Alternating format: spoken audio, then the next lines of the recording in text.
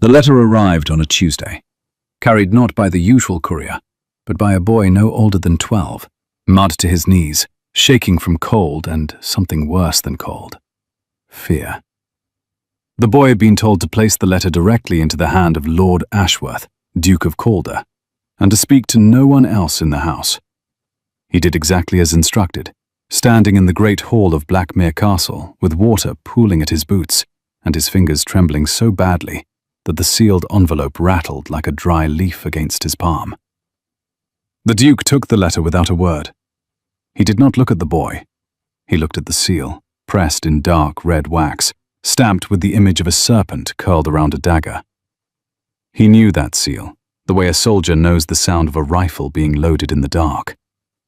It belonged to Lord Cornelius Vane, the man who had spent the better part of 6 years trying to destroy everything the Duke of Calder had ever built, ever loved, ever protected. He broke the seal with his thumb. The letter was short. It said that a young woman by the name of Miss Elara Wren would arrive at Blackmere within the week, seeking employment as a governess for the Duke's ward. It said that Miss Wren was educated, capable, and in desperate need of a position. It said nothing else. But the letter was not from Miss Wren. It was from a man the Duke paid handsomely to watch Lord Vane's household, a man who had intercepted the original correspondence between Vane and the woman, copied it, resealed the original, and sent this warning ahead like a lit fuse racing toward powder. The warning was simple. The woman is Vane's creature. She has been placed. She will report everything she sees. The Duke read the letter twice. Then he folded it, slid it into the inside pocket of his coat, and told his housekeeper, Mrs. Calloway, to prepare the East Room for a guest. Mrs. Calloway, a woman whose face had been carved by decades of managing a household that ran on silence and precision, looks at the Duke the way she always looked at him, when she suspected he was making a decision that would cost him something. She did not ask questions. She prepared the room. And then the Duke waited. He waited not the way a man waits for a threat, with barred doors and drawn curtains and a hand on a weapon. He waited the way a chess player waits after moving a piece to the center of the board. He waited with his eyes open and his back straight, and his mind turning over every possible outcome the way a jeweler turns a stone to find the flaw hidden inside its shine. He knew what Vane wanted. Vane wanted the contents of the Blackmere ledgers. He wanted proof that the Duke had been funneling money from his northern estates into the reform schools that Vane and his allies in Parliament had been trying to shut down for years. Those schools were the Duke's quiet rebellion, his answer to a world that ground the poor into dust and called it progress. They were also, if Vane could prove mismanagement or misuse of entailed funds, the weapon that could strip the Duke of his title, his lands, and his reputation in a single parliamentary session. So Vane had sent a spy, a woman, young, presumably clever, presumably desperate enough to be bought. The Duke could have refused her. He could have written back to the agency that had supposedly recommended her, exposed the plot, and closed the door before she ever stepped through it. He could have ended the game before it started. He did not. And to understand why, you have to understand something about Lord Ashworth, Duke of Calder, that almost no one in England understood. Not the men who sat beside him in the House of Lords. Not the women who whispered about him at balls he rarely attended. Not even his own brother, who loved him, but had long ago stopped trying to reach the part of him that lived behind the wall. The Duke was not cold. He was not cruel. He was not the stone-faced tyrant the gossip columns painted him to be, a man who had buried his wife 3 years ago and sealed himself inside Blackmere, like a king locking himself inside his own tomb. He was tired of the game, tired of the maneuvering, the false smiles, the careful words arranged like soldiers in formation. Tired of being watched by people who wanted something from him and never once looked at him closely enough to see the thing he actually was, which was a man who had lost so much that he no longer believed there was anything left worth taking. So when the letter told him a spy was coming, something shifted in him. Not anger, not fear. Something closer to curiosity. Something almost like hunger. Let her come, he thought. Let her see.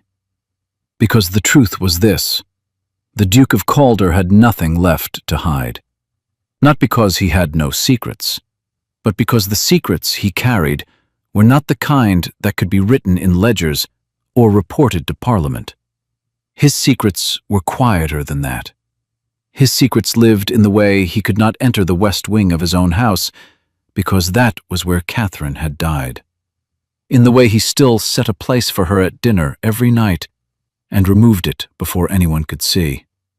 In the way his hands shook when he held his ward, a girl of 7 named Rosalind, because she had Catherine's eyes, and every time she looked up at him, he felt the ground give way beneath his feet. Those were the secrets. Those were the things that kept him up at night, pacing the halls of a house too large for a man alone, listening to the wind, and wondering if this was all there would ever be. Duty and silence and the slow erosion of everything that had once made him feel like a living thing, instead of a monument built to someone else's memory. So let the spy come. Let her search the drawers and read the letters and count the coins. Let her report back to Vane that the Duke of Calder was exactly what the world believed him to be, a man made of stone. She would find nothing, because the thing worth finding was not in any drawer. She arrived on a Friday. The rain had been falling for 3 days straight, turning the road to Blackmere into a river of mud that swallowed carriage wheels up to the axle. The driver had to stop twice to dig free, and by the time the carriage finally lurched through the iron gates and came to a halt in the courtyard, the sky had turned the color of a bruise, purple and black and swollen, with the kind of storm that made the old house groan in its bones. The door of the carriage opened, and a woman stepped out. She was not what the Duke had expected. He watched from the window of his study on the 2nd floor, standing far enough back that the glass would show nothing but shadow to anyone looking up. He had expected someone polished, someone constructed for the task, smooth and practiced, and wearing her deception the way a woman wears a borrowed dress, carefully, conscious of every seam. He had expected someone who would arrive with a prepared smile and rehearsed story, and eyes that moved too quickly over rooms, cataloguing what they saw. Instead, the woman who stepped out of the carriage looked like the storm had tried to swallow her, and she had simply refused to be swallowed. Her dress was grey, practical, soaked through at the hem where the mud had climbed. Her hair, which might have been pinned in some respectable arrangement that morning, had come loose on one side and hung in dark, rain-heavy strands against her neck. She carried a single trunk, battered at the corners, and a leather bag strapped across her chest like a soldier's satchel. She was not beautiful the way society meant when it used that word. She was not delicate or ornamental or arranged for admiration. But she stood in that courtyard, in the rain, and looked up at Blackmere Castle the way a person looks at a mountain they are about to climb. Not with awe, not with fear, with calculation. With a kind of sharp, practical courage that said, "I know what this is, and I'm going to do it anyway." The Duke's hand tightened on the edge of the curtain. He had not expected that. He had not expected the courage. Mrs. Calloway met her at the door, and the Duke listened from the landing above as the introductions were made. Miss Ilara Wren, come from London. Hear about the governess position for Miss Rosalind. Mrs. Calloway's voice was perfectly neutral, giving away nothing of what the Duke had told her, which was very little, and also everything. Be courteous, the Duke had said. Show her the house. Answer her questions. And Mrs. Calloway, watch what she watches. Yes, Your Grace, Mrs. Calloway had replied. And the look she gave him was the look of a woman who had served this family for 30 years, and had learned that the men of this house had a particular talent for inviting disaster through the front door, while calling it strategy. Miss Wren's voice, when she spoke, was lower than the Duke expected. Not soft in the way voices are soft when they are trying to be agreeable. Low in the way voices are low when they belong to someone who has learned to keep the sound of themselves small, contained, controlled. She thanked Mrs. Calloway for the welcome. She apologized for the state of her clothes. She said nothing unnecessary. The Duke noted this. He noted the economy of her, the way she moved through space without wasting a single gesture, the way her eyes tracked the dimensions of the entrance hall, not with the wide-eyed flutter of someone seeing grandeur for the first time, but with the focused sweep of someone memorizing exits. A spy's eyes, he thought. And then she looked up. She did not know he was there. He was certain of this. The landing was dark, and he stood in the angle where the hall light did not reach, but she looked up anyway, the way an animal looks up when it feels the weight of a gaze. And for one single unguarded second, her face was entirely open. And what the Duke saw there was not cunning, not calculation, not the careful mask of a woman sent to deceive.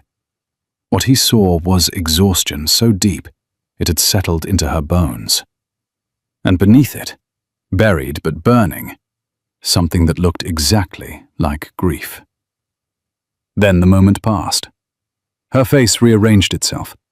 The mask returned, smooth as water closing over a stone. She followed Mrs. Calloway down the corridor toward the east room, and the Duke was left standing in the dark with his hand on the curtain and something turning over in his chest that he had not felt in 3 years. Curiosity. Real, dangerous, alive. Who are you? He thought. Not what are you here for, not what has Vane promised you. But who are you, Elara Wren? What is the grief that lives behind those eyes? He should not have cared. The wise thing, the strategic thing, was to let her do her job and watch her do it, and catch her in the act when the time was right. Use her to expose Vane. Turn the weapon back on the man who had sent it. That was the plan. That had been the plan since the letter arrived. But standing in the dark, listening to her footsteps fade down the corridor, the Duke of Calder felt the plan shift beneath him, like ice cracking on a lake. Not breaking, not yet, but thinning. The first week passed in a careful dance of distance. Miss Wren took up her duties with a quiet competence that Mrs. Calloway noted with grudging respect, and reported to the Duke each evening in the study over tea that neither of them drank. "She teaches well," Mrs. Calloway said on the third night. "The child likes her." This was significant, because Rosalind did not like anyone easily. Rosalind was the daughter of the Duke's late cousin, a man who had died of fever in the colonies and left behind nothing but debt and a 7-year-old girl with no one in the world except a Duke she had never met.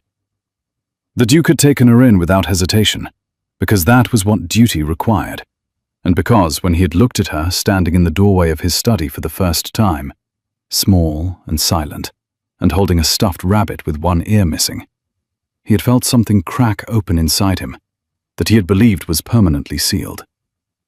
But Rosalind was wary. She had learned, in her 7 years, that adults left. They died, or they went away, or they simply stopped looking at you one day, and the world went on as though you had never mattered. She tested every person who came into her life, the way a sailor tests ice before crossing, one careful step at a time, ready to retreat at the first sign of fracture. She tested Miss Wren by refusing to speak for the entire first day. She sat in the schoolroom on the 3rd floor, a room the Duke had furnished with maps and books and a globe that spun on a brass axis, and she stared at Miss Wren with Catherine's brown eyes and said nothing. Miss Wren did not push. She did not cajole or bribe or perform the exaggerated warmth that adults often use on children they are trying to win. She simply sat down across from Rosalind, opened a book of maps, pointed to a country, and began to tell a story. The story was about a girl who lived on an island so small it did not appear on any map. The girl had a boat, but the boat had a hole in it. So every day the girl would stuff the hole with seaweed and row out into the ocean just far enough to see the next island. And every day, the water would find its way through the seaweed, and the girl would have to row back before the boat sank. But each day she went a little farther, and each day she saw a little more. And one day, she said to the ocean, "I know you are going to try to sink me, but I am going to keep rowing anyway." Rosalind listened with her whole body, and when the story ended, she looked at Miss Wren and said, her voice very small, "Did she make it to the other island?" Miss Wren looked at her, not past her, not at the version of her that adults usually saw, the orphan, the ward, the poor child. She looked at Rosalind the way you look at someone whose question matters to you. "She is still rowing," Miss Wren said, "but she has gotten very good at fixing boats." Rosalind smiled. It was a tiny thing, barely there, like a candle lit in a room that has been dark for a long time. But it was real. The Duke heard about this from Mrs. Calloway, and something inside him tightened further. Not suspicion, something else. Something that felt dangerously like admiration. He met Miss Wren formally at dinner that first Friday, a full week after her arrival. It was not customary for a governess to dine with the master of the house, but Blackmere was not a customary household. There were only 3 of them, 4 counting Mrs. Calloway, who ate in the kitchen by preference and stubbornness. The Duke had decided years ago that he would not let the absurd architecture of English class dictate who sat at his own table. Rosalind ate with him every evening. Her governess would, too. Miss Wren came to dinner dressed in the same grey she always wore, though the dress was clean and her hair was pinned in a careful arrangement that made her look older than she was, which the Duke guessed was somewhere near 24. She sat where Mrs. Calloway directed her, 2 seats from the Duke, with Rosalind between them, like a small, watchful bridge. The dinner was quiet. Rosalind talked about a moth she had found in the schoolroom, a large one with wings that looked like eyes, and Miss Wren listened with an attention that did not seem performed. The Duke watched them both over his glass and said very little. But near the end of the meal, when Rosalind had fallen into a drowsy silence and the candles had burned low, Miss Wren looked at him for the first time that evening. "The schoolroom could use more light," she said. "The windows are north-facing, and the child strains to see her letters by afternoon." The Duke held her gaze. She held his. And in that small, practical exchange about windows and light, something enormous happened, which was that they looked at each other honestly, without pretense, for 4 full seconds. 4 seconds does not sound like a long time. But when you are a man who has not been truly seen by another person in 3 years, and when you are a woman who has been performing a version of yourself for so long that you have nearly forgotten what your real face looks like, 4 seconds of honest eye contact is an earthquake. "I will have the windows adjusted," the Duke said. She nodded, looked away, picked up her glass and drank from it, the way a person drinks when their mouth has gone dry from something other than thirst. The Duke noticed that her hand was shaking. He noticed, and he said nothing, and he filed this observation alongside every other piece of her he had been collecting since she arrived. The way she paused at doorways before entering, always checking the room. The way she wrote in a small leather journal every evening, her handwriting too small and too fast to be a diary. The way she flinched, barely, almost invisibly, whenever someone approached her from behind. And the way she looked at Rosalind, with a tenderness so unguarded, it made the rest of her careful performance look like exactly what it was. A performance. She was Vane's spy. He knew it. Every piece of evidence confirmed it, from the journal that almost certainly contained observations meant for Vane's eyes, to the way she studied the layout of the house with the cartographer's precision, to the night he saw her shadow pass beneath his study door at an hour when no one in the house should have been awake. He knew it. And still he let her stay. Because there was the mission she had been given. And there was the person she was when she forgot the mission. And the Duke was beginning to understand that those were two very different things. The second week, he began to test her. Not cruelly. Not the way Vane would have tested someone, with threats and leverage and the cold application of power. The Duke tested her the way a man tests the depth of water before diving, by dropping stones and listening for how long it takes them to reach the bottom. He left a ledger on his desk. Not the real ledger, not the one that detailed the funds flowing to the reform schools, but a decoy, filled with numbers that were accurate enough to seem real and misleading enough to be useless.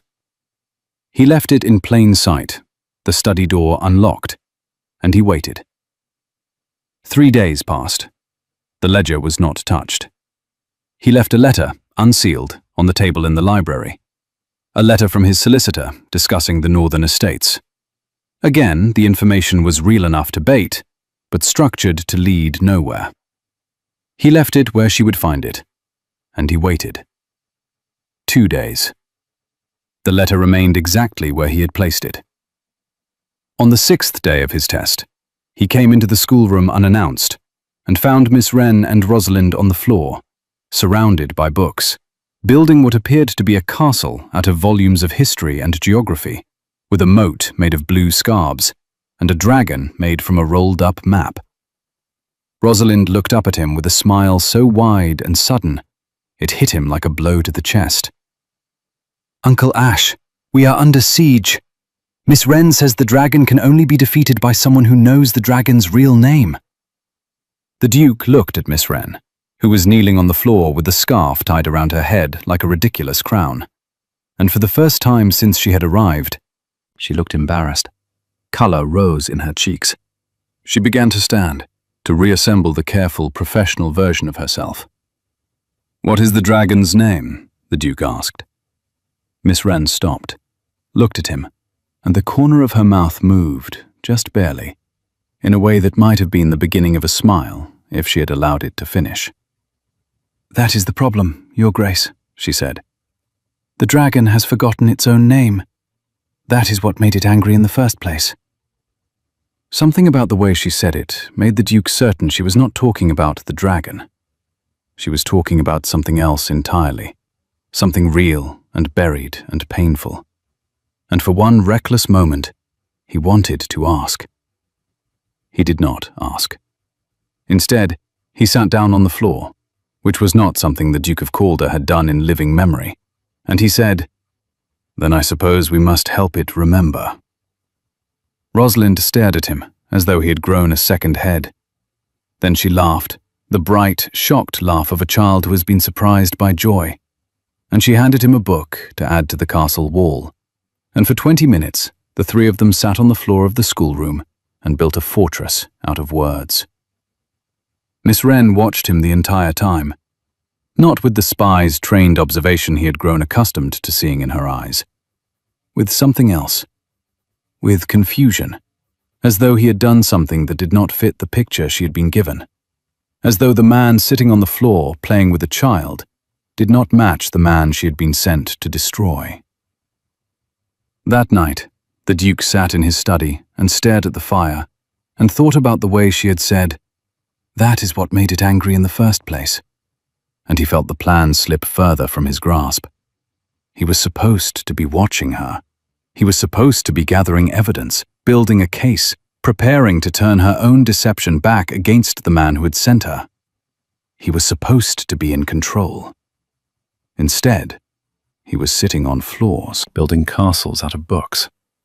Noticing the way her voice changed when she spoke to Rosalind, how it softened into something unguarded and real, like a door opening onto a room she had forgotten she had. This is dangerous, he told himself.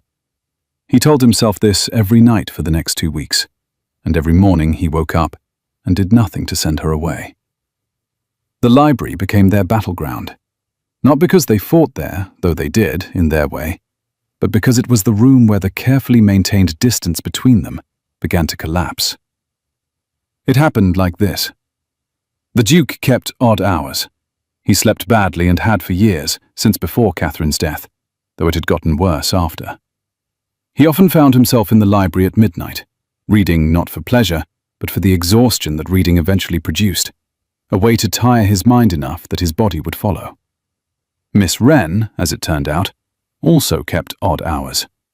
He found her there on a Wednesday night, 3 weeks into her employment, curled in the leather chair by the window with a book open on her lap and her shoes off, which was such a small and human detail that it undid something in him he could not name.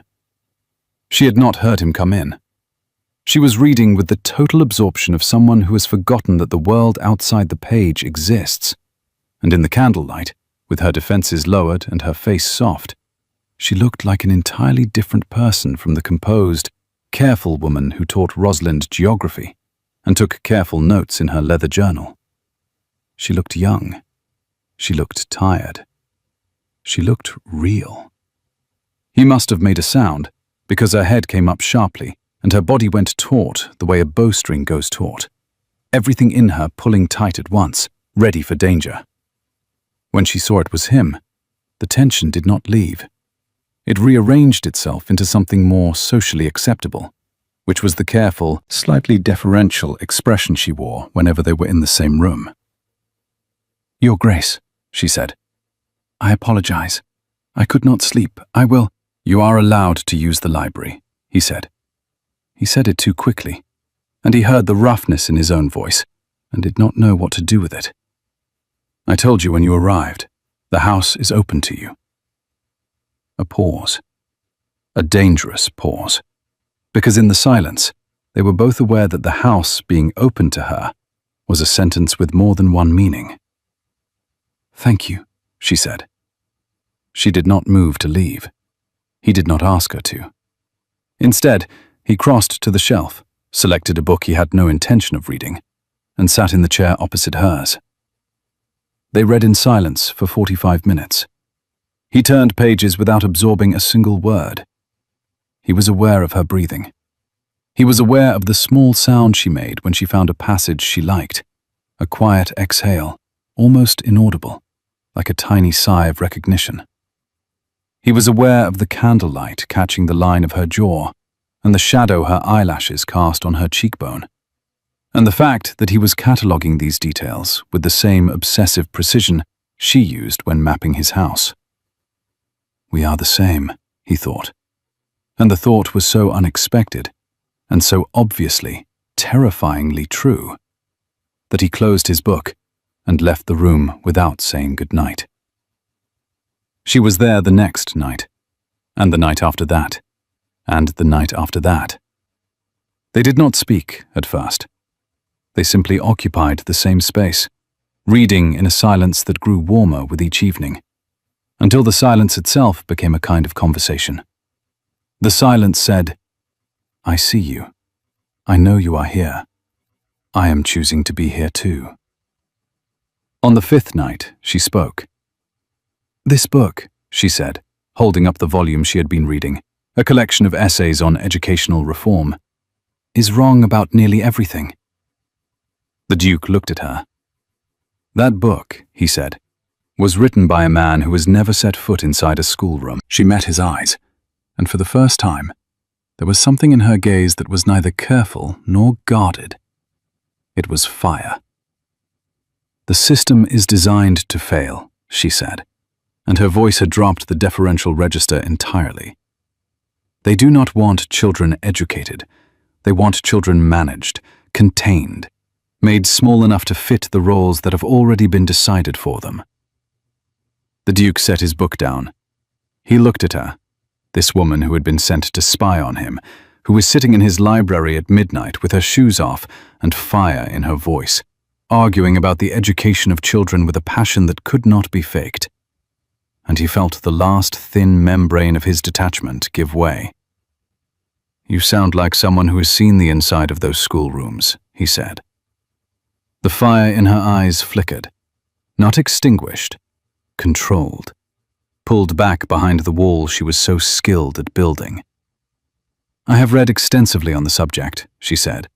and the careful, neutral tone was back, and the door was closed, and the woman who had been burning a moment ago was gone, replaced by Miss Wren the governess, composed and appropriate, and exactly as she was supposed to be. But the Duke had seen.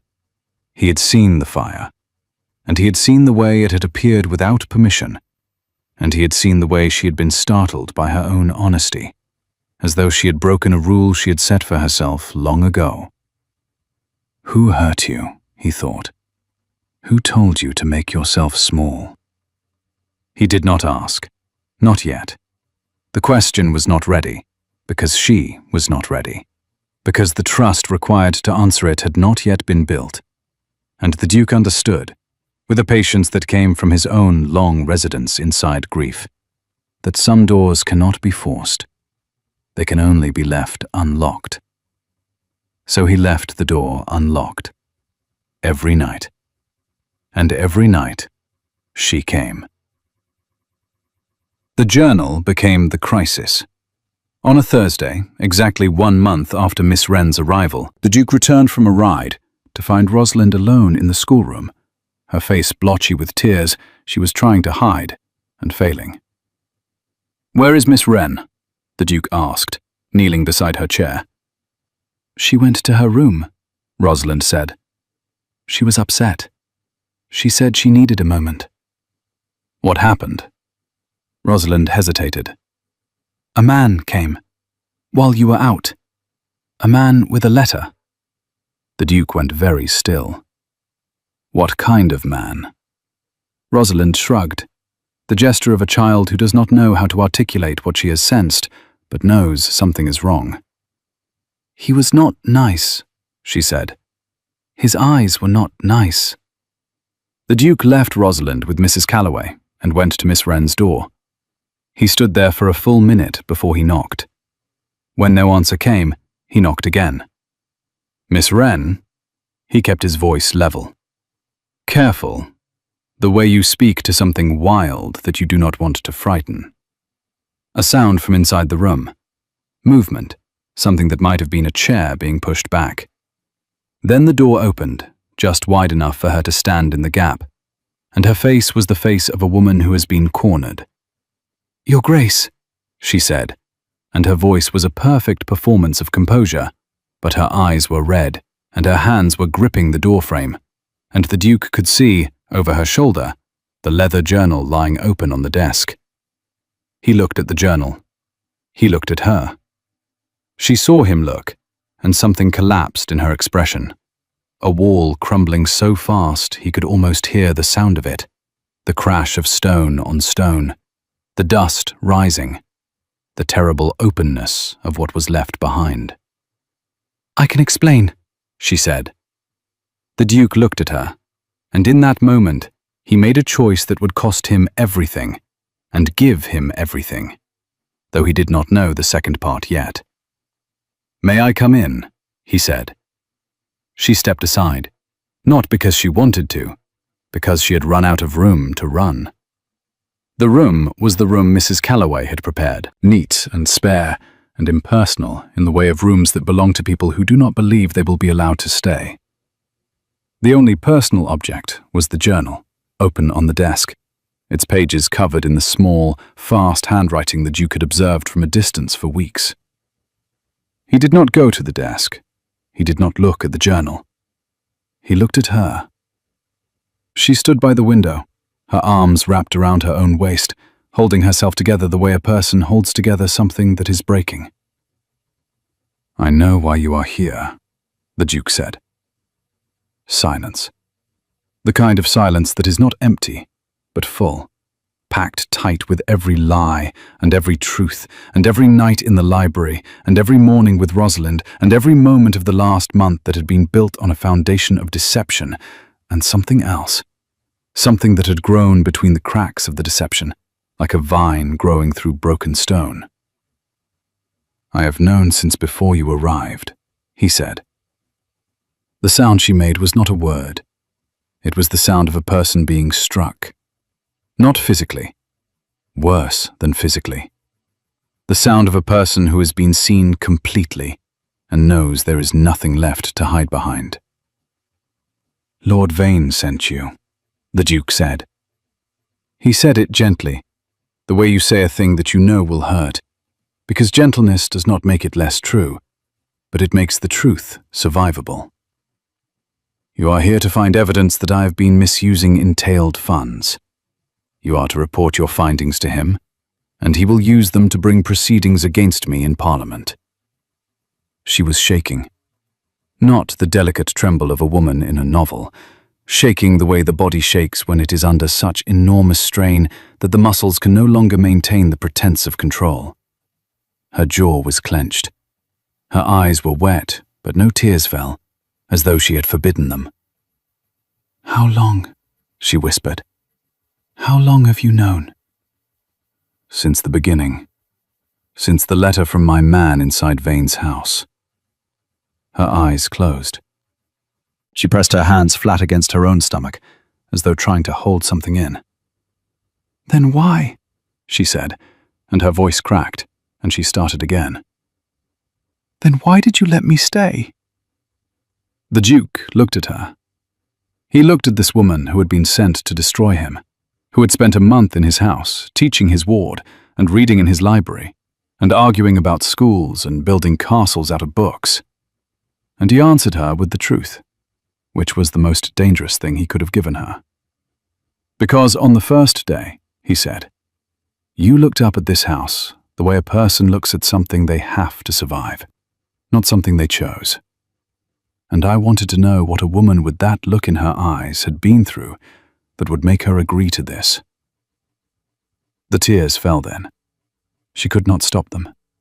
They came fast and silent, and she did not wipe them away. Which told the Duke everything about the kind of person she was, because a woman who had been trained to deceive would have hidden the tears. A woman who had given up hiding would let them fall. And then she told him. She told him everything. Her name was not Ilara Wren. Her name was Ilara Ashford, and 5 years ago she had been a teacher at a small reform school in the north of England. A school for children who had nowhere else to go. Children who had been abandoned or orphaned, or simply forgotten by a world that did not consider them worth remembering. She had loved that school, the way you love a thing you have built with your own hands. She had poured everything she had into it, every hour, every penny, every piece of her heart. And then Lord Vane had shut it down. Not personally. He never did anything personally. He worked through legislation, through committees, through the slow, suffocating machinery of bureaucracy that could close a door and call it policy. The school had been deemed unfit. The children had been scattered. Ilara had been left with nothing, not even the right to protest, because in the eyes of the law, she was no one. A woman without title, without connection, without the kind of power that makes the powerful listen. And then Vane had come to her. Not immediately. He was patient, the way a predator is patient. He waited until she was desperate, until the debts had mounted and the options had narrowed, and she was standing at the edge of something she could not come back from. And then he offered her a choice. "Work for me," he said. "Go to Blackmere, find what I need, and I will see to it that you are taken care of." He did not promise to reopen the school. He did not promise anything specific. He simply offered survival to a woman who had run out of alternatives, and she had taken it. Because that is what people do when the ground beneath them gives way. They grab whatever hand is extended, even if that hand belongs to someone who means them harm. "I am sorry," she said.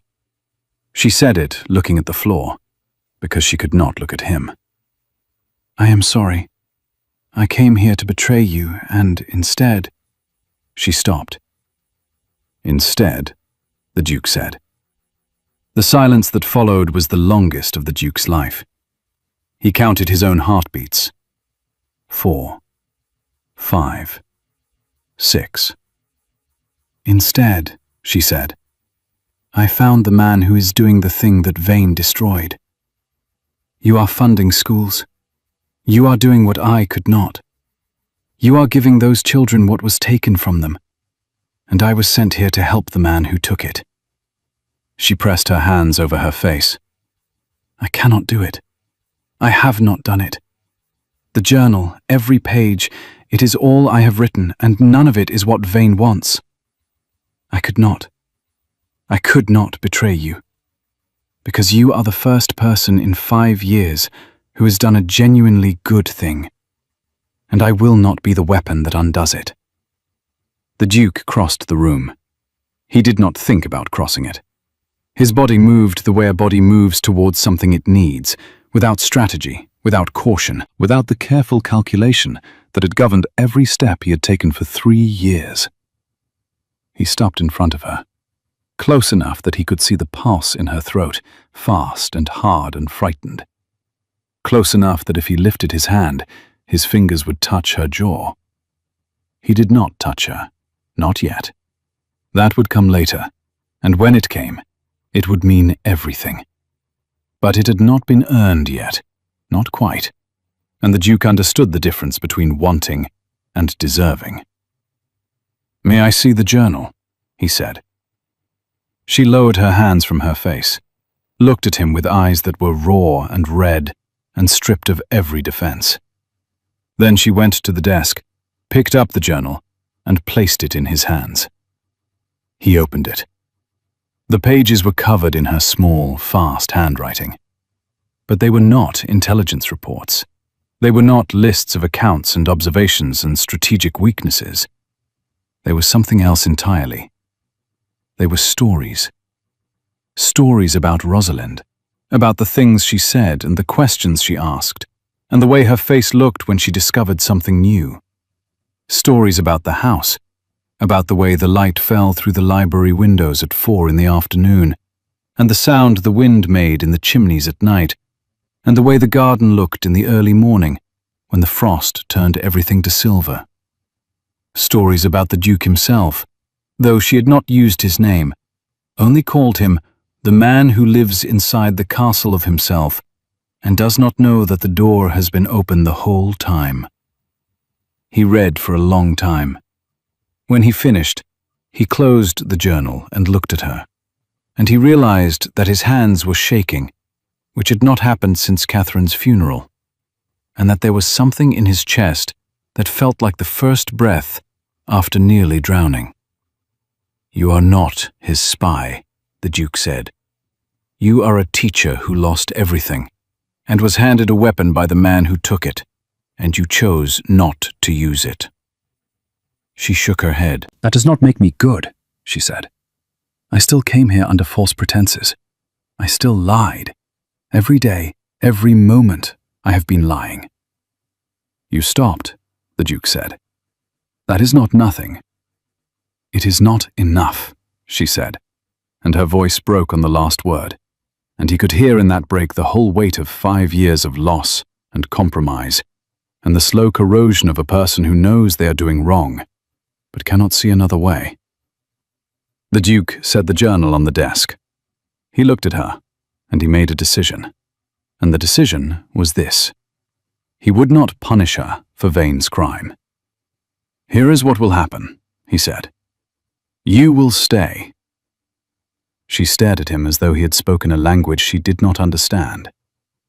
"You will stay," he repeated, "because Rosalind needs you, and because if you leave, Vane will know his plan has failed, and he will find another way to come at me, and the next person he sends may not have your conscience. So you will stay. You will continue to write in your journal. You will give Vane just enough to keep him satisfied, and I will tell you exactly what to give him. Because the best way to defeat a man who thinks he controls the information is to control the information yourself." She was staring at him. The tears had stopped. Something new was in her eyes. Something that was not gratitude, because gratitude implies a debt, and what the Duke was offering was not charity. He was offering a partnership, an alliance, a shared act of defiance against the man who had hurt them both. "Why?" she said. "Why would you trust me?" The Duke looked at her. He thought about the answer for a long time, though the answer had been forming inside him for weeks, building brick by brick, the way a structure builds itself in the dark when you are not watching. "Because," he said, "you could have copied those ledgers the first week. You could have had what Vane wanted before I even knew you were looking. Instead, you wrote stories about how the light falls through my library windows." He paused. A woman who notices how the light falls is not a woman who was made for destruction. She did not cry again. Instead, she laughed. It was a terrible laugh, broken and wet and surprised. The laugh of a person who has been bracing for punishment and received something so far from punishment that their body does not know how to process it. "You are either the most brilliant strategist in England," she said, "or the most foolish." The Duke allowed himself, for the first time in 3 years, the smallest ghost of a smile. "Quite possibly both," he said. And so the deception continued, but its direction reversed. Where before Elara had been watching the Duke for Vane, now the Duke and Elara were building the picture together, feeding Vane exactly the version of Blackmere he expected to see. A cold Duke in a cold house, mismanaging funds through incompetence, while the real work happened in the spaces Vane could not see. It happened in the schoolroom, where Elara taught Rosalind with a fierce, devoted energy that went far beyond the requirements of employment. She taught the child to question, to challenge, to look at the world not as a fixed landscape, but as a set of structures that could be rebuilt. She taught her that being small did not mean being powerless.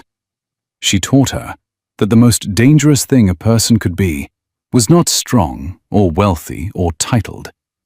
It was informed.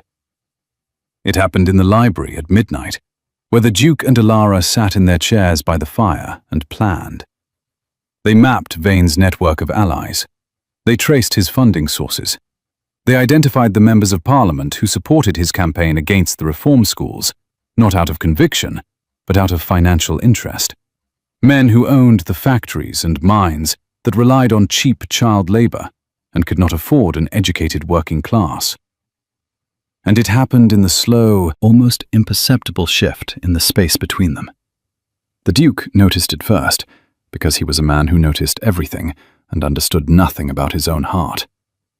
He noticed that the chairs in the library had moved closer together. Not dramatically.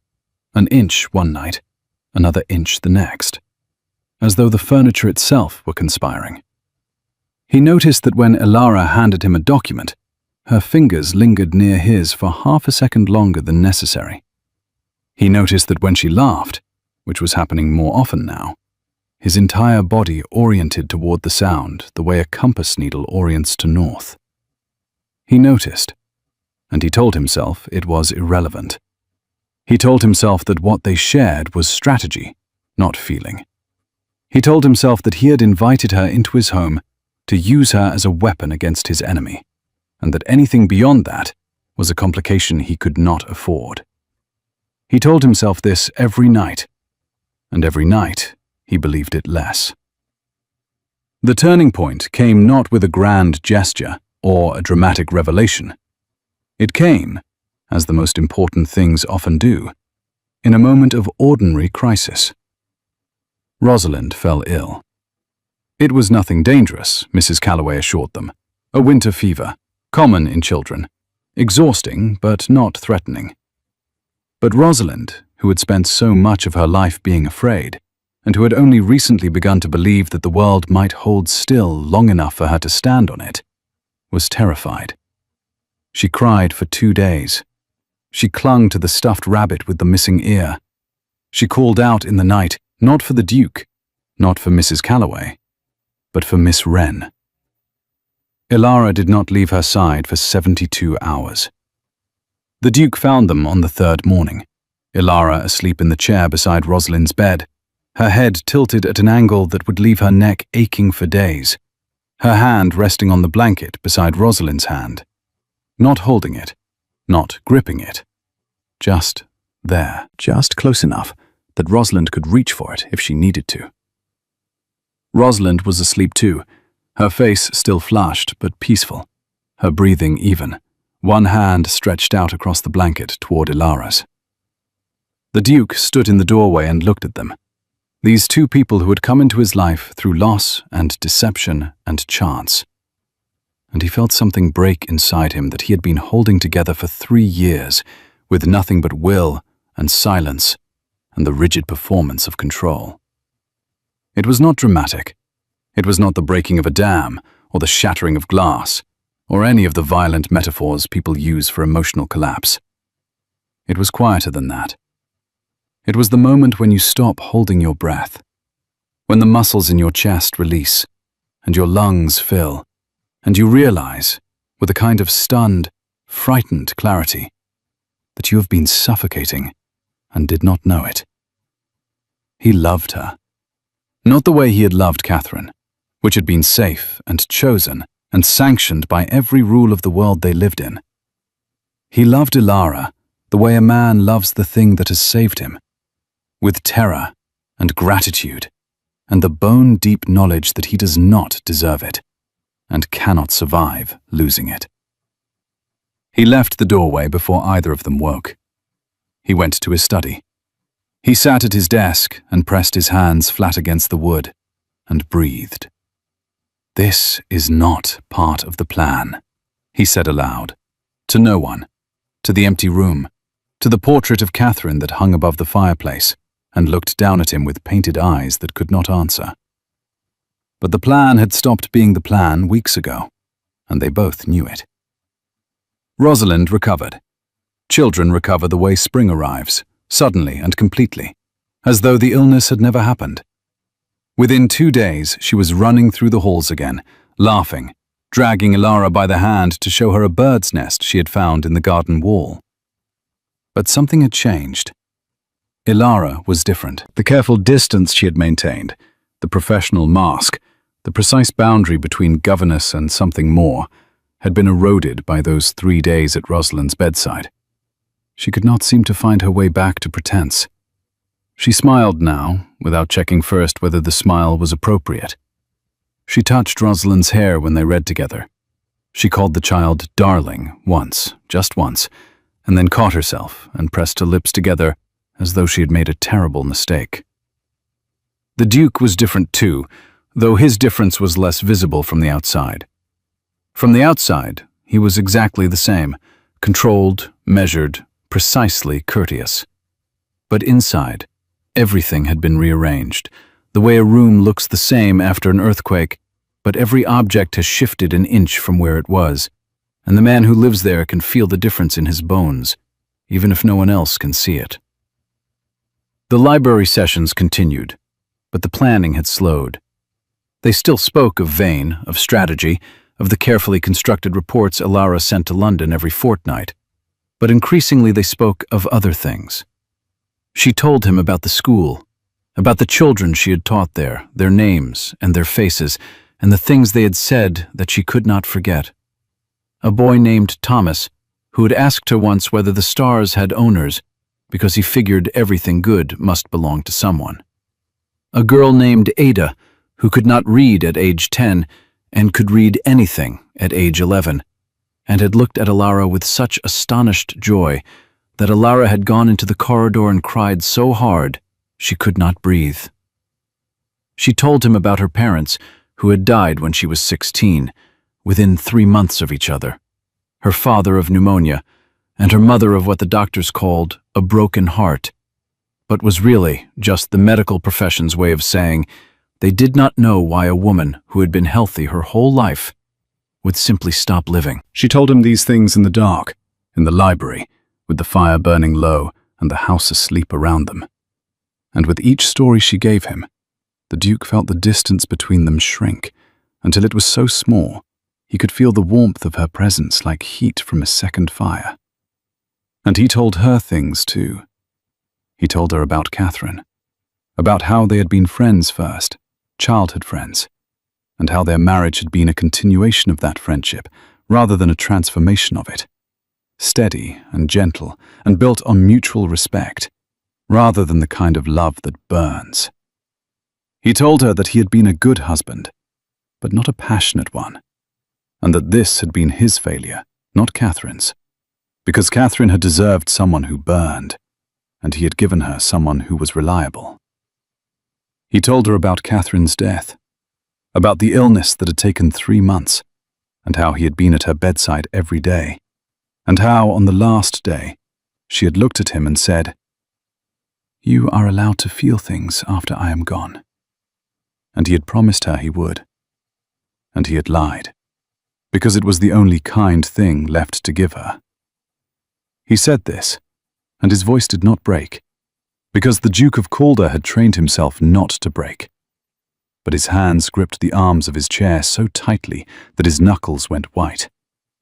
And Elara saw, and she did something that changed everything. She reached across the space between the chairs and placed her hand over his. Not holding, not gripping, just there.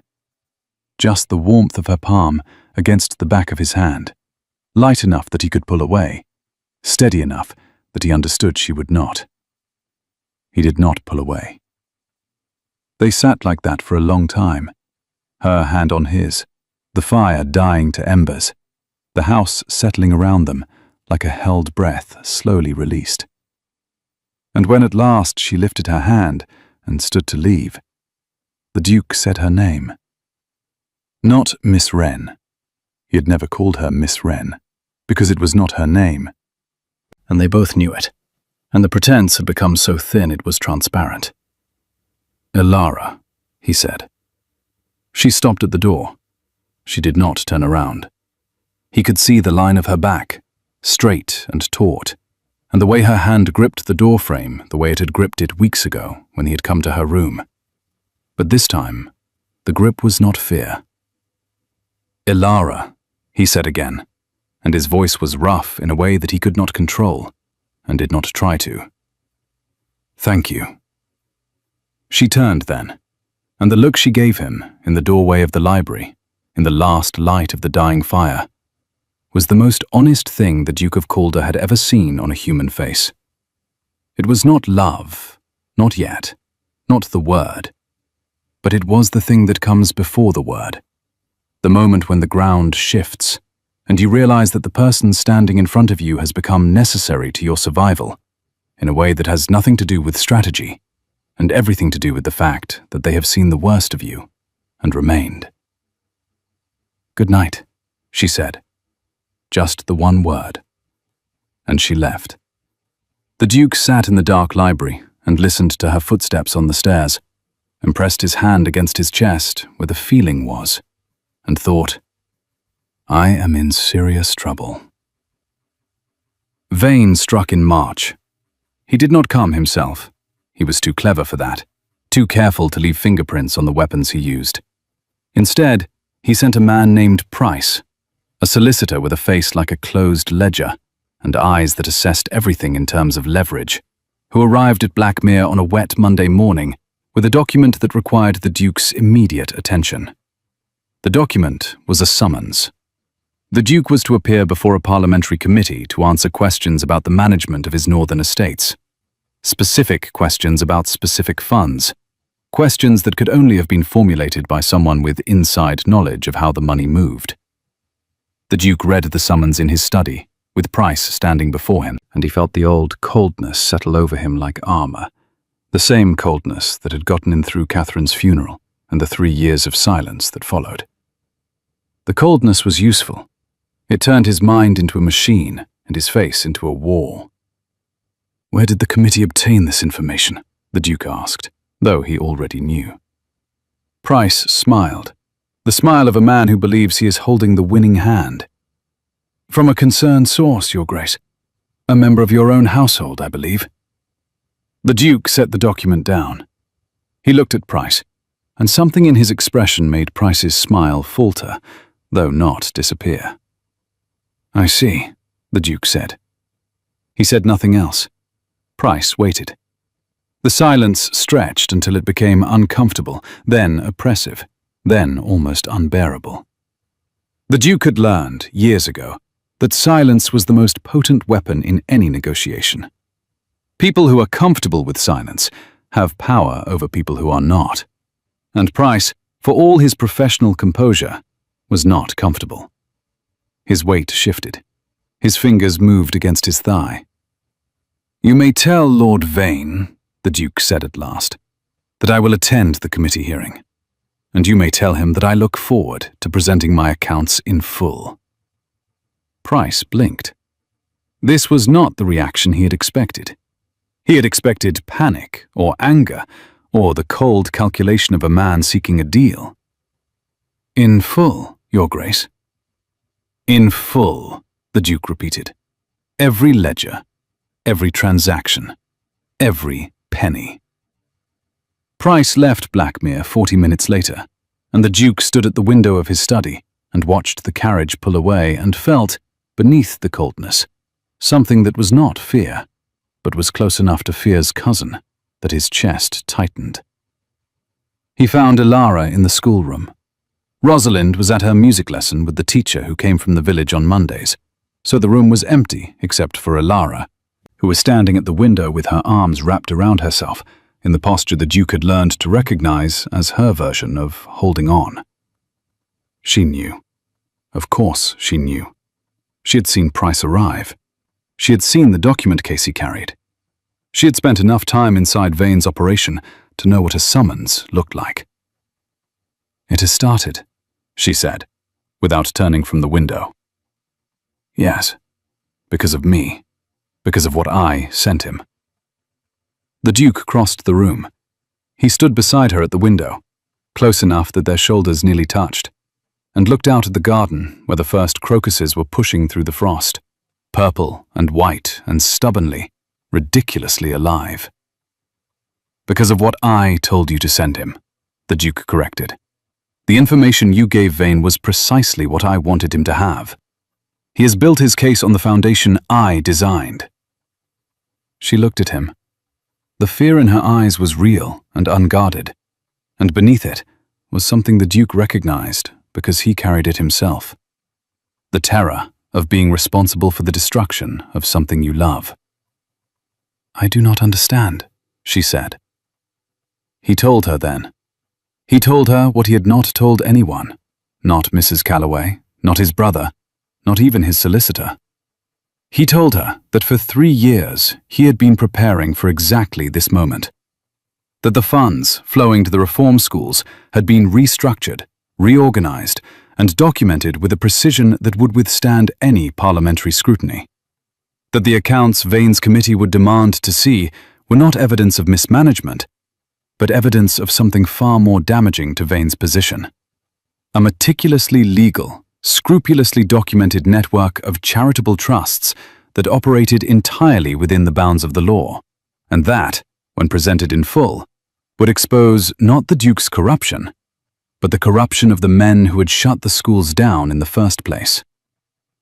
The information Ilara had sent to Vane, carefully curated by the Duke himself, had been designed to draw Vane out, to make him confident, to make him commit to a public hearing where his case would collapse under the weight of the Duke's actual records, and where the real question would become not what is the Duke of Calder hiding, but why has Lord Vane spent 6 years trying to prevent the education of poor children. "It is a trap," Ilara said. "It is a correction," the Duke said. "Vane shut down your school. He has shut down dozens of schools. He has done this because educated people ask questions, and Lord Vane has built his fortune on the certainty that nobody will ask." She stared at him. The fear was still there, but something else was growing beside it. Something that looked like understanding, like recognition, like the moment a map suddenly makes sense, and you can see the whole landscape at once. "You used me," she said. The Duke looked at her. The words landed between them like a stone dropped into still water, and the ripples spread outward, and neither of them could take them back. "Yes," he said. "I used you. I knew what you were when you arrived, and I used Vane's strategy against him. I let you stay because your presence was useful." A pause. "That is why I let you stay in the beginning," he said. "That is not why I am asking you to stay now." The space between them was very small.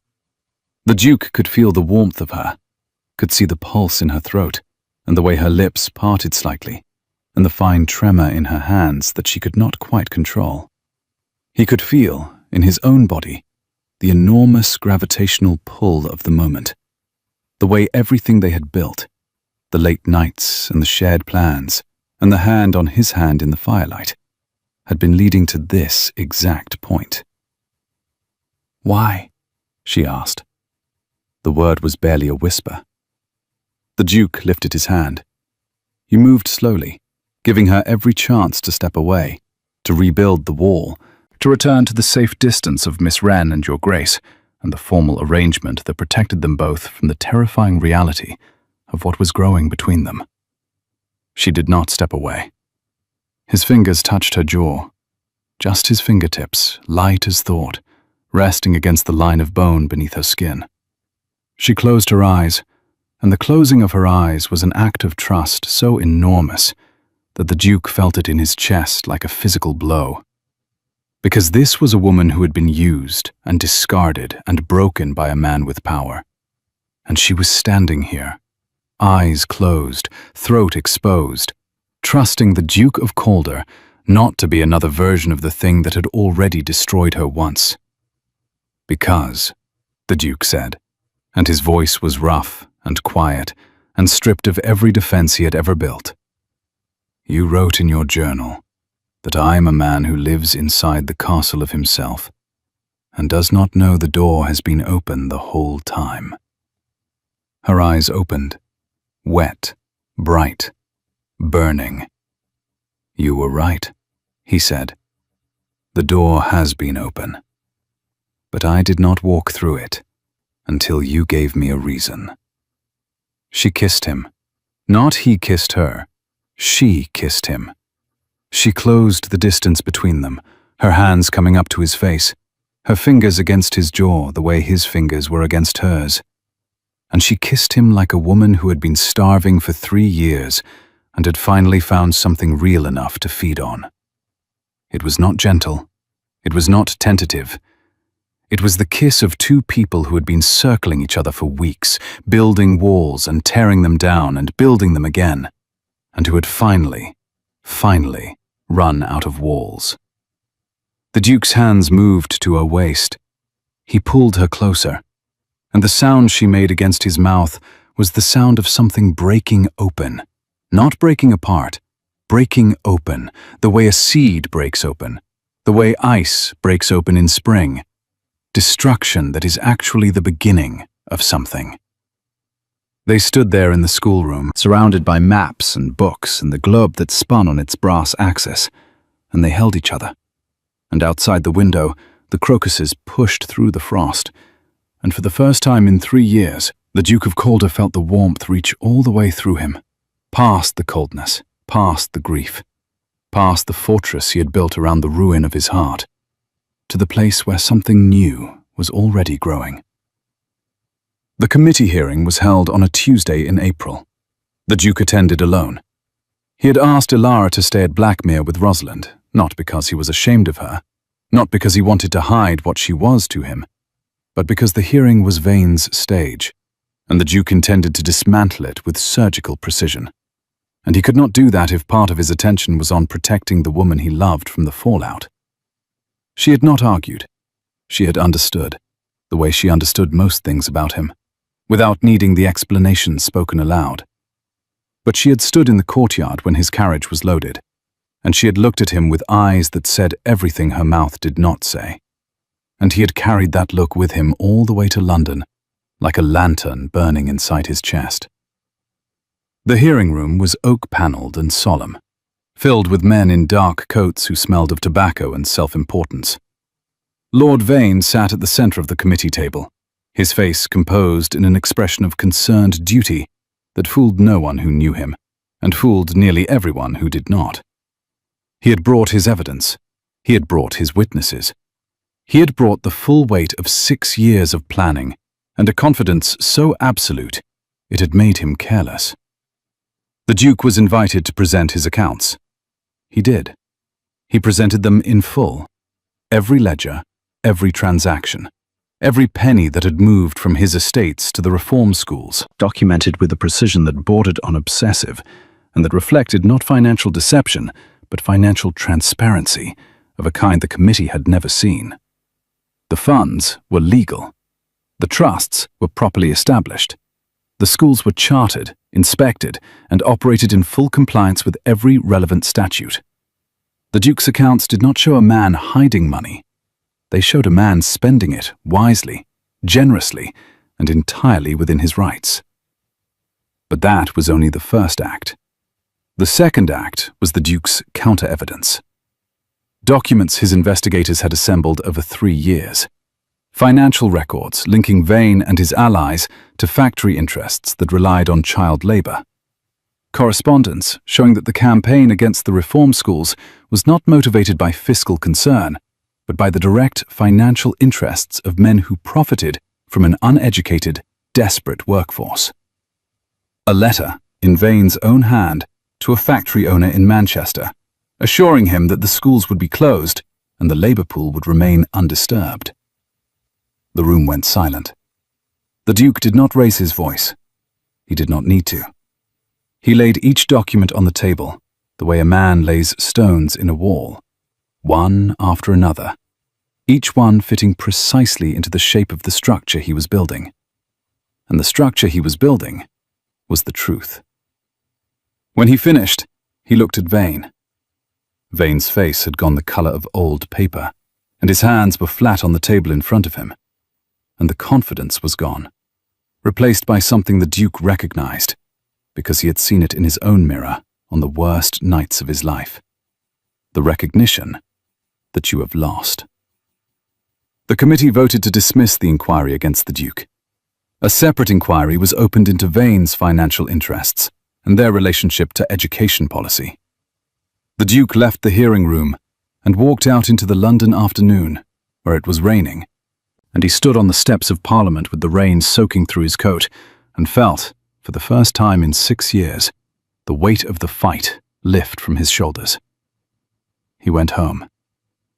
The carriage ride back to Blackmere took 4 hours, and by the time the iron gates appeared through the rain, the Duke was so exhausted that his body felt made of something heavier than flesh. But when the carriage stopped, and he climbed down and looked up at the house, he saw her. Elara was standing in the doorway, not in the courtyard, not running toward him in the rain, because she was not a woman who ran. She stood in the doorway, with her hands clasped in front of her, and her face pale with the strain of hours of waiting, and her eyes searching his face for the answer she needed. He walked toward her. He did not hurry. The rain was cold, and he was tired, and every step felt like it covered a mile. But he walked toward her, because she was the thing he was walking toward, the thing he had been walking toward since the day she arrived in his courtyard, looking like the storm could not swallow her. He stopped in front of her.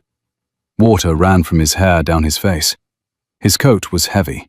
His hands were cold. "It is over," he said. The sound she made was the sound of someone releasing a breath they have been holding for 5 years. Her hands came up and covered her mouth, and her eyes closed, and she swayed just slightly. And the Duke caught her arms and held her steady, and then she was pressed against him, her face against his chest, her hands gripping the wet fabric of his coat. And she was shaking, not with cold, not with fear, but with the force of something so powerful that her body could not contain it. "The school," she said against his chest.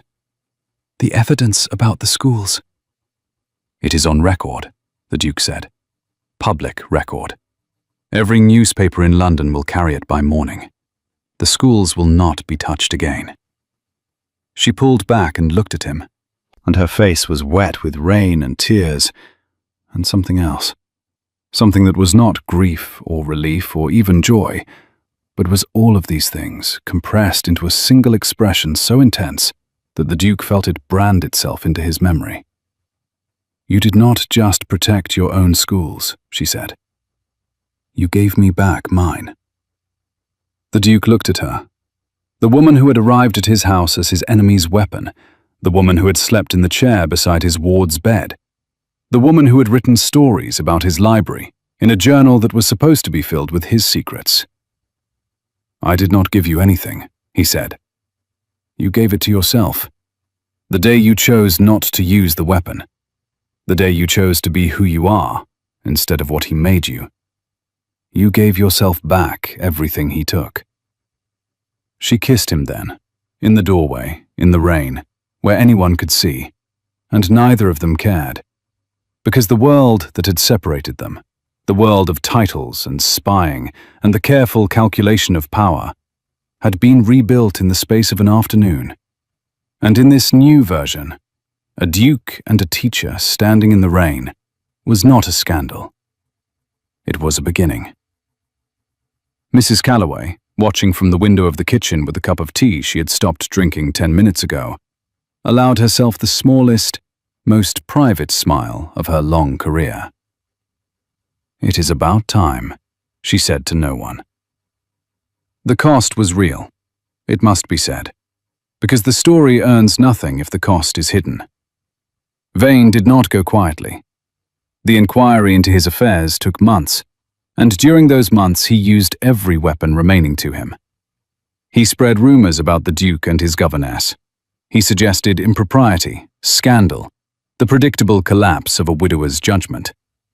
The newspapers, which had initially hailed the Duke's evidence against Vane, eventually turned to the more salacious story, because scandal sells more papers than justice. The Duke lost allies. Men who had stood beside him in Parliament found reasons to step away.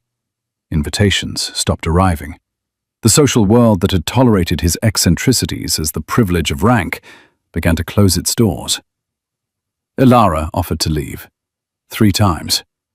The first time she said it practically. "It would be better for your position if I were not here."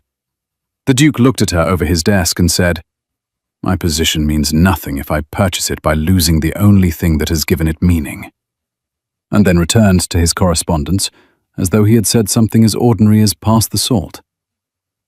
The second time, she said it angrily, during an argument they had about whether she should attend a public function with him, an argument that was really about whether she was worthy of standing beside him, and that he won by the simple strategy of saying, "You are more worthy of standing in any room in England than half the people currently occupying them, and I will not discuss this further." The third time, she said it at night, in the library, in the dark, with her voice so small and so broken that the Duke felt it like a knife. "You deserve someone who does not come with all of this," she whispered. "All this mess, all this history. You deserve someone clean." The Duke put down his book. He stood. He crossed to her chair and knelt beside it, which was the second time in his life he had lowered himself to the ground, the first being the day in the schoolroom with the book castle, and both times it had been for her. He took her hands. He held them, both of them, wrapped in both of his, and he looked up at her from the floor and said the truest thing he had ever said.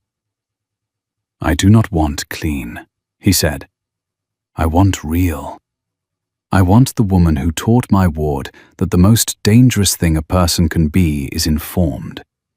I want the woman who argues with me about educational policy at midnight. I want the woman who was handed a weapon and chose not to use it, even when using it was the only way to save herself." His hands tightened on hers. "I want you," he said, "as you are, with every scar and every story and every page of that journal. I want the mess. I want the history. I want you."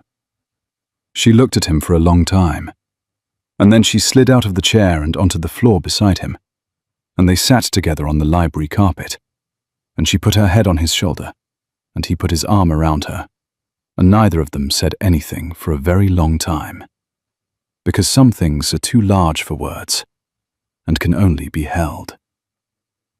They married in June. The wedding was small. Rosalind stood beside Ilara and held a bouquet of wildflowers that she had picked herself from the garden. And Mrs. Calloway stood in the back of the chapel and cried, which she would deny to her dying day. The Duke's brother, Lord Philip Ashworth, served as witness and shook Ilara's hand and said, "I have been trying to get him to feel something for 3 years. Well done." Ilara laughed, and the Duke looked at his brother with an expression that was both annoyed and grateful, and Philip smiled and said nothing else, because he was an Ashworth, and the Ashworth men had always communicated most clearly in silence. The newspapers were unkind. A duke marries his governess was the sort of story that wrote itself, and the writers did not bother looking beneath the surface for the truth, because the surface was more entertaining. The Duke did not read the newspapers. Ilara read them once, set them down, and never read them again. Vane's inquiry concluded in autumn. He was not imprisoned. Men like Vane rarely are. But his influence was dismantled, his allies scattered, and his name became, in the circles that mattered, synonymous with the kind of corruption that hides behind legislation and calls itself policy. His factories were investigated. His child labor practices were exposed. The schools he had shut down were, one by one, reopened, including Ilara's. The Duke gave her the funds, not as a gift, because Ilara would not have accepted a gift, as an investment, documented and structured with the same precision the Duke applied to everything, because he knew that the only way to give Ilara something she would accept was to make it a partnership rather than a charity. She rebuilt the school herself. She hired teachers. She enrolled children who looked like the ones she had lost 5 years ago, small and wary and hungry for something no one had ever offered them before. She taught them the way she had taught Rosalind, with fire and patience, and the absolute conviction that every child who walked through that door was capable of more than the world had told them to expect. The Duke visited the school once a month. He stood in the back of the classroom and watched Ilara teach and felt, each time, the same quiet astonishment he had felt the first time he saw her from the window. Not because she was impressive, though she was, because she was real. Because she was the woman who had walked into his house as a weapon and had chosen, every single day, to be something else instead. 4 years passed. The library at Blackmere was still their place. The chairs had been replaced because the old ones had been worn through by years of midnight reading, but the new ones were positioned exactly where the old ones had been, close enough that a hand extended from one would reach the other without effort. It was a Tuesday in December, and the fire was burning, and outside the snow was falling in the slow, heavy way it falls when it intends to stay. Rosalind, who was 11 now, and had developed a fierce, delightful habit of correcting adults who underestimated her, was asleep upstairs. The house was quiet. Ilara sat in her chair with a book in her lap and a cup of tea growing cold on the table beside her. The Duke sat in his chair with no book at all, watching the fire, feeling the warmth of the room and the woman beside him, and the house around them that had once been a fortress and was now, improbably, a home. "I have been thinking," Ilara said. The Duke turned his head and looked at her. She was 30 now, and the 5 years since she had arrived at Blackmere had changed her the way weather changes a landscape, not destroying it, but deepening it, carving out new dimensions, revealing what had always been there beneath the surface. The sharpness was still there, the fire, the fierce intelligence, but there was a steadiness now that had not been there before. The steadiness of a person who has found the ground she was meant to stand on and knows it will hold. "About," he said. "About the journal," she said. The journal. The leather journal that had once been her spy's log and had become, instead, a record of the life she had found inside the walls of a house she had come to betray. She still wrote in it. Every evening before bed, she sat at the desk in their room and wrote in the same small, fast handwriting. And the Duke had never asked to read it again, because the first time had been enough, and because he trusted that whatever she was writing was the truth of her, and that was hers to keep. "What about it?" he said. "I have been writing in it for 4 years," she said, "and I realized something." The Duke waited. "I realized that every story I have written in it has been about the same thing," she said. "Not the school, not the children, not even Rosalind, though she appears on nearly every page." She looked at him. The firelight caught the gold flecks in her brown eyes, and the Duke, who had spent 4 years memorizing her face the way a scholar memorizes a text, saw something there he had not seen before. Not vulnerability, not even love, though love was there so deeply it had become indistinguishable from the rest of her. Certainty. "Every story," she said, "is about a man who lived inside the castle of himself and did not know the door was open, and a woman who came through the door, thinking she was his enemy, and found out she was his home." The Duke felt the words land in his chest the way a key turns in a lock, with a soft, definitive click that means something has been opened that will not be closed again. He reached across the space between the chairs. She met his hand with hers, their fingers interlaced, the gesture so familiar now that it required no thought, no hesitation, no negotiation of the distance that had once seemed infinite and was now no distance at all. "Read it to me," he said. She smiled. Not the careful, calculated smile she had worn when she first arrived. Not the broken, startled smile she had given him when he told her she could stay. A real smile, wide and warm, and so full of the life they had built together that the Duke felt his chest ache with it. She opened the journal. She read. And outside the window, the snow continued to fall on Blackmere, on its gardens and its gates and its old stone walls, covering everything in white, making the whole world clean, making the whole world new, making the whole world look like a place where a spy could become a wife, and a duke could become a man, and a house that was built as a fortress could become, against every expectation and at great cost, and through the slow, stubborn work of 2 people who refused to stop reaching for each other, the thing it was always meant to be. A home. They say that love is a simple thing, that it arrives like light, like music, like a gift placed in your hands by a kind and generous world. But that is not what love is. Love is not simple. Love is the choice you make every morning when you wake up beside the person who has seen every broken, ugly, frightened part of you, and has decided, again and again, that those parts are worth staying for. Love is the cost you pay, and the cost you would pay again. Love is the door you leave unlocked, knowing that anyone could walk through it, and hoping, with every terrified and stubborn beat of your heart, that the person who does will be the one who changes everything. He knew she was a spy. He knew from the start. He let her stay. And she stayed. And she chose him. And he chose her. And they built together, in the ruins of everything they had lost, a life that was not perfect and not easy and not clean, but was real, was theirs, was enough, was more than enough, was everything.